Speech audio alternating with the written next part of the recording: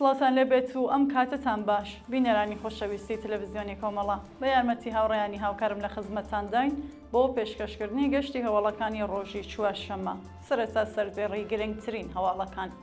شەشەمین ڕۆژی شەڕی نێوان ئێران و ئیسرائیل، چالاکی تەبلیغی بە بۆنەی ڕۆژی سیویەکی جۆزەردان لە سەقز، بەیانیەی کۆمەڵێک لە ڕێکخراوە سەربەخۆکانی ئێران دژ بە شەڕ، گواستنەوەی هێزەکانی سوپای پاسداران بۆ شاری بۆکان، بانکێشتی دیاکۆی یەزدانپەنا بۆ دادگای بۆکان، جێگیرکردنی هێزەکانی سوپای پاسداران لە قوسابخانەکانی شاری سەردەشت و ڕاگەیاندنی باری نائاسایی و ئامادەباشی جەنگی لە ناوەندە دەرمانیەکانی کوردستان.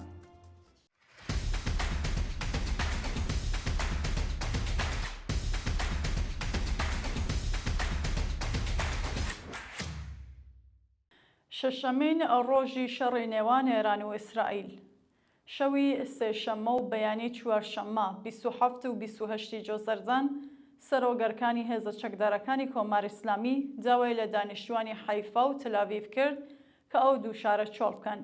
لە بەرامبەردا ئەرتەشی ئیسرائیل داوای لە دانیشتوانی ناوچەی هەژدێ تاران کرد بە زووترین کات ئەو گەڕەکە جێبێڵن و ئەرتەشی ئەمریکا جوڵەی بە هێزەکانی لە کەنداوی فارس کرد. بە پێو دیمەنالەی لە تۆڕە کۆمەڵایەتیەکان بڵاوکراوەتەوە، چەندین ناوچە لە ڕۆژهەڵات و ڕۆژاوای تاران لەگەڵ شارەکانی شەهریار، کەرەج، کاشان، ئیسلامشار، شارۆچکەی قودس، مەلارد، ڕامسەر، مەشهەد، شیراز، کرماشان، ئیسفەهان، نەجەفاوە، شاهینشار، کرمان، بوشێر، ئەهواز، بەندەرعەباس، مەریوان، فەردیس، ئەندیشە، ئیلام و تەورێز بە چڕی بردومان کراوە و زیانێکی زۆر بە ژێرخانی نظامی و ئەمنیەتی کۆماری ئیسلامی گەیشتووە. هەروەها ساختمانی ڕادیۆی تاران کراوەتە ئامانجوو بنکەی سەربازی قەزوێن لەناوبراوە. لە وەڵامدا سوپا و ئەرتەشی کۆماری ئیسلامی دووجار هێرشی موشەکیان کردە سەر تەل‌ئاڤیڤ و حەیفا و دەنگی چەند تەقینەوەی بەهێز لەو دوو شارە بیسترا. چالاکی تەبلیغی بە بۆنەی ڕۆژی سیویەکی جۆزەردان لە شاری سەقز، بەپێی هەواڵی گەیشتوو ڕۆژی دووشەممە 26 جۆزەردان کۆمەڵێک لە لایەنگرانی کۆمەڵە و حەزبی کۆمۆنیستی ئێران لە شاری سەقز بە بۆنەی سیویەکی جۆزەردان ڕۆژی پێشمەرگەی کۆمەڵە چالاکی تەبلیغیان ئەنجامداوە. بە وتەی سەرچاوەکانی هەواڵ، لایەنگرانی کۆمەڵە و حەزبی کۆمۆنیستی ئێران بە بۆنەی ڕۆژی پێشمەرگەی کۆمەڵە دەیان پۆستەر و تراکتیان لە گەڕەکەکانی شارەوانی، پیری خەزایی، سەرچەم، چوارڕیانی ئازادی، کەریماوە، مزگەوتی جامعە، مەیدانی هەڵۆ، پارکی شار و بازاڕی دۆلار فرۆشەکان بڵاو کردووەتەوە. بەشدەربوونی ئەو چالاکیە وێڕای پیرۆزباییکردنی سیویەکی جۆزەردان بۆ جارێکی دیکە پەیمانیان لەگەڵ ئامانجەکانی کۆمەڵە و حەزبی کۆمۆنیستی ئێران نوێ کردەوە. بەیانیەی کۆمەڵێک لە ڕێکخراوە سەربەخۆکانی ئێران دژ بە شەڕ، ژمارەیەک لە ڕێکخراوە سەربەخۆکانی ئێران لە بەیاننامەیەکدا وێڕای مەحکومکردنی هێرشەکانی ئیسرائیل بۆ سەر ئێران ڕایان گەیاند ئەمریکا و ئیسرائیل هۆکاری سەرەکی ژێنۆسایدی خەڵکی غەزە و دانیشتوانی ڕۆژهەڵاتی نێوەڕاست و جیهان و ڕێکخراوە نێودەوڵەتیەکان لە بەرامبەر جنایەتەکانی ئەو دوو ڕژێمە بێدەنگیان ڕاگرتووە. لە بەشێکی ئەو بەیاننامەدا هاتووە زەحمەتکێشان، کرێکاران، مەعەلیمان، پەرستەران و خانشینکراوان هیچ سوودێک لە شەڕ، پەرەپێزانی سەنعەتی نظامی، بردومانی کشوەر و سیاسەتی ملهۆڕانە و داگیرکەرانەی زلهێزەکان نابینن. هەرشەکانی ئیسرائیل و بردومانی دەیان ئامانج لە شارەجیاجیەکانی ئێران لەوانە ژێرخانەکانی خزمەتگوزاری، شوێنی کار، پاڵاوگە و ناوچە مەدەنیەکان بەشێکە لە شەڕخوازی زلهێزەکان کە باجەکەی خەڵکی مەدەنی، کرێکاران و چینی زەحمەتکێش ئەدات.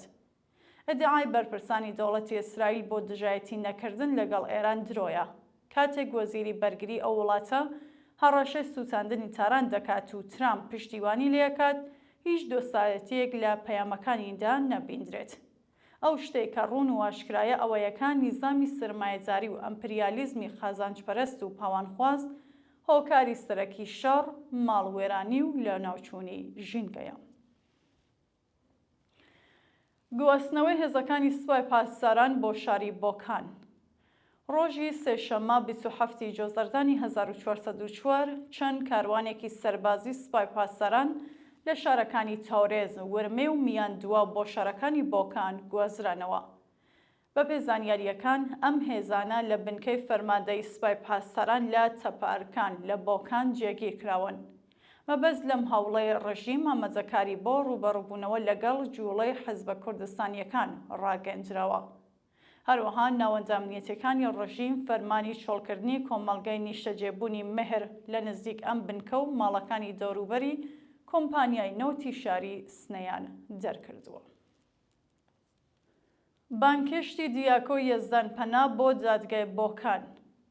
دیاکۆ یەزدانپەنا شارۆمەندی خەڵکی بۆکان کە پێشتر لەلایەن لەقی 101 دادگای تاوانەکانی ژمارە 2 شارە بە 2 ساڵ زیندان سزادرابوو، بە مەبەستی تێپەڕکردنی ماوەی بەندکرانی بانکێش کرا. ڕۆژی سێشەممە 27 جۆزەردانی 1403 دیاکۆ یەزدانپەنا بۆ پۆلیسی ئەمنیەتی بۆکان بانکێشت و بۆ ماوەی چەند ڕۆژ لەو ناوەندە ئەمنیەتیە بە تۆمەتی هاوکاری لەگەڵ حەزبەنێرەکانی ڕۆژی مەشکەنجەوە ئازاردرا. ناوبراو لە ڕێکەوتی 3 پوشبەڕی 1403 بە دانانی بارەمتە ئازاد کرا. دواتر و لە ڕێکەوتی 25 ڕەزبەری هەمان ساڵ دیاکۆ بە تۆمەتەکانی هەڵاتن لە سەربازی زۆرەملێ و بێڕێزی بە ڕێبەری بە 2 ساڵ و 8 مانگ زیندان محکوم کرا. جێگیرکردنی هێزەکانی سوپای پاسداران لە قوتابخانەکانی شاری سەردەشت. بە وتەی هاونیشتیمانیان ژمارەیەکی زۆر لە هێزەکانی وەزارەتی ئیسلاحات، سوپای پاسداران و هێزە ئینتیزامیەکانی کۆماری ئیسلامی لە قوتابخانەکانی شاری سەردەشت جێگیر کراون. بەپێ زانیاریەکان قوتابخانەی سەرەتایی کچانی کەوسەر لە ڕۆژانی ڕابردوودا بۆتە شوێنی مانەوەی هێزە ئەمنیەکان، هەوڵێک کە هێمای ئاشکرای بەکارهێنانی خەڵکی مەدەنی و منداڵان وەکو خەڵغانی مرۆیە. هاوکات بنەماڵەی هێزە سەرکوتگەرەکانی ڕژیم شاری سەردەشتیان بەجێهێشتووە و گەڕاونەتەوە بۆ شارەکانی خۆیان. ڕاگەیاندنی باری نائاسایی و ئامادەباشی جەنگی لە ناوەندە دەرمانیەکانی کوردستان. بەپێ هەواڵی گەیشت و بەرپرسانی وەزارەتی بێهداشتی ڕژیم باری نائاسایی و ئامادەباشی جەنگیان لە ناوەندە دەرمانیەکانی کوردستان ڕاگەیاندووە و مەرەخەسی هەموو کادری دەرمانیان هەڵوەشاندووەتەوە. بە وتەی هاونیشتیمانیان، فەرمانداری شارەکانی کوردستان بە بەرپرسانی نەخۆشخانەکانیان وتووە تەنیا ئەو چارەخوازانە وەربگرن کە پێویستی خێرایان بە دەرمان و چارەسەری پزیشکی هەیە. هەروەها مەرەخەسی دەرمانی هەموو پزیشکان و کادری دەرمان هەڵوەشاوەتەوە و ناوەندە دەرمانیەکان خراونەتە حاڵەتی ئامادەباشیەوە. جێگەی ئاماژەیەکە بە کادری دەرمان وتراوە بە هیچ شێوەیەک ئەپلیکیشنە بیانیەکان بەکار نەهێن و لە مۆبایلەکانیان بیسڕنەوە. گواستنەوەی پارەی بانکەکانی سنە بۆ تاران.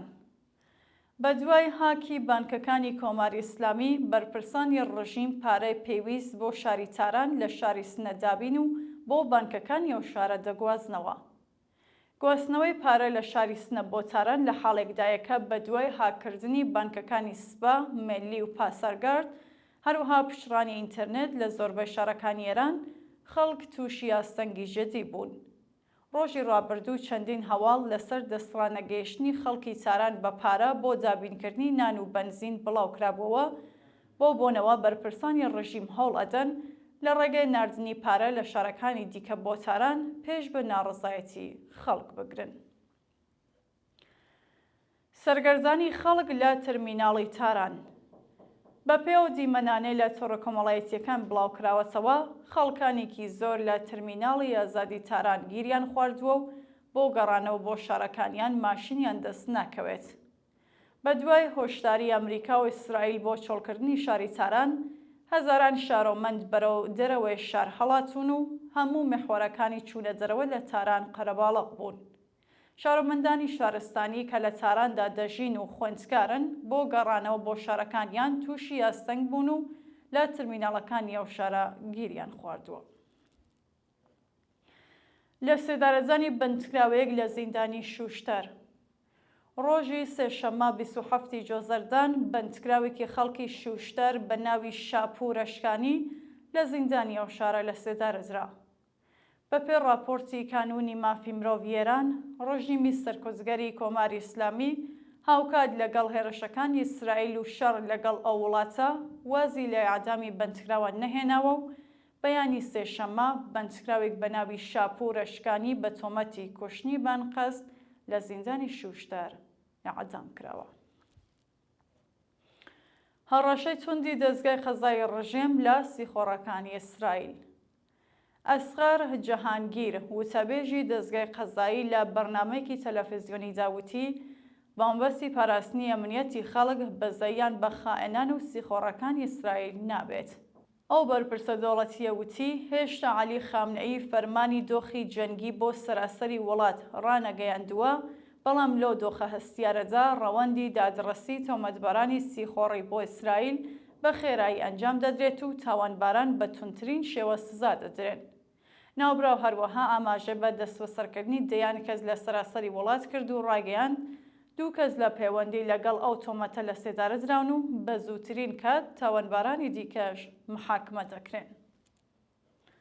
دووە هەواڵ خۆپێشاندانی خەڵکی عێراق و ڤێنێزوئێلا دژ بە ئیسرائیل. ڕۆژی سێشەممە 27 جۆزەردان شارۆمەندانی ڤێنێزوئێلایی لە بەردەم باڵوێزخانەی کۆماری ئیسلامیدا کۆبوونەوە و خەڵکی عێراق لە شارەکانی کازمین، نەجەف و بەغداد دژ بە هێرشەکانی ئیسرائیل خۆپێشاندانیان کرد. بە پێوە دیمەنانەی لە تۆڕە کۆمەڵایەتیەکان بڵاوکراوەتەوە، شارۆمەندانی ڤێنێزوئێلایی بە بەدەستەوەگرتنی ئاڵای کۆماری ئیسلامی دژ بە دەوڵەتی ئیسرائیل خۆپێشاندانیان کردووە و خوازیاری کۆتایی هێنان بە هێرشەکان بوون.